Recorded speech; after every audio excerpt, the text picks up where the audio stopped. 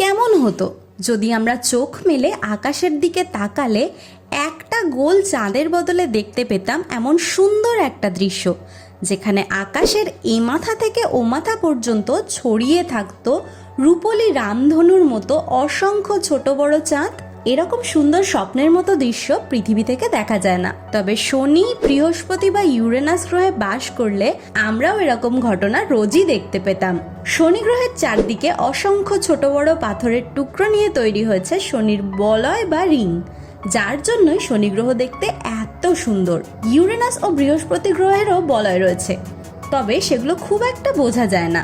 দুঃখের বিষয় হচ্ছে শনি গ্রহের আমাদের পৃথিবীর মতো শক্ত কোনো মাটি নেই। পুরো গ্রহটিই তৈরি হয়েছে বিভিন্ন গ্যাস আর তরল পদার্থ দিয়ে।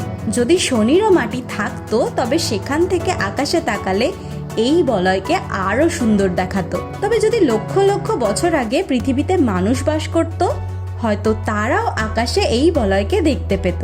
আগে হ্যাঁ, গ্রহবিজ্ঞানীরা জানিয়েছেন যে আজ থেকে লক্ষ লক্ষ বছর আগে পৃথিবীরও এমনই একটা রিং বা বলয় তৈরি হয়েছিল। সম্প্রতি অস্ট্রেলিয়ার মেলবোর্নের মোনাশ বিশ্ববিদ্যালয়ের একদল গবেষকের গবেষণায় এ কথা জানা গেছে। এই বিশ্ববিদ্যালয়ের গ্রহবিজ্ঞানী অ্যান্ডি টমকিন্স জানিয়েছেন, প্রায় 466 মিলিয়ন বছর আগে পৃথিবীকে ঘিরে তৈরি হয়েছিল এই বলয়।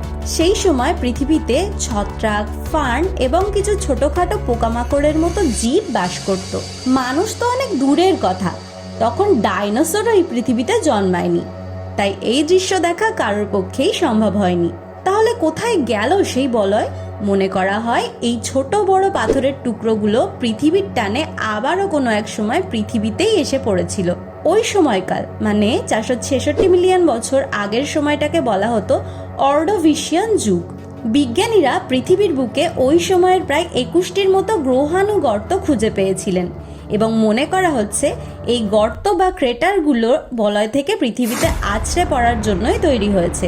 ঠিক যেরকম ভাবে একদিন হঠাৎ কোনো উল্কাপিণ্ড পৃথিবীতে এসে পড়ায় ধ্বংস হয়ে গিয়েছিল পৃথিবীর ডাইনোসররা, তবে কি একদিনেই এই ঘটনা ঘটেছিল?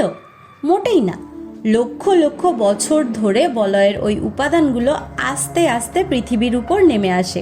তবে কি আমাদের চাঁদটাও কোনোদিন এভাবে পৃথিবীর বুকে নেমে আসতে পারে? না, আপাতত তার কোনো সম্ভাবনা নেই। তবে ভাবুন তো, পৃথিবীর চারপাশে যদি আজও বলয় থাকতো তবে কি হতো? একদিকে আমরা এই দৃশ্য রোজ দেখতে পেতাম, তবে গ্রহাণুগুলোর জন্য পৃথিবীর চারপাশে স্যাটেলাইট বসানো অত সহজ হতো না। আমরা এত সহজে ফোনে কথা বলতে বা টিভিতে খেলাও দেখতে পেতাম না। গ্রহাণুগুলোর ছায়া পৃথিবীর যেখানে যেখানে পড়তো সেখানে সূর্যের আলো পৌঁছতো না এবং ঠান্ডা আবহাওয়ার জন্য সেখানে গাছপালা বা জীবজন্তু সহজে জন্মাতে পারতো না। তাহলে দেখাই যাচ্ছে যা হয় ভালোর জন্যই হয়। দরকার নেই আমাদের অসংখ্য চাঁদওয়ালা বলয়ের, আমরা একটা চাঁদ নিয়েই খুশি।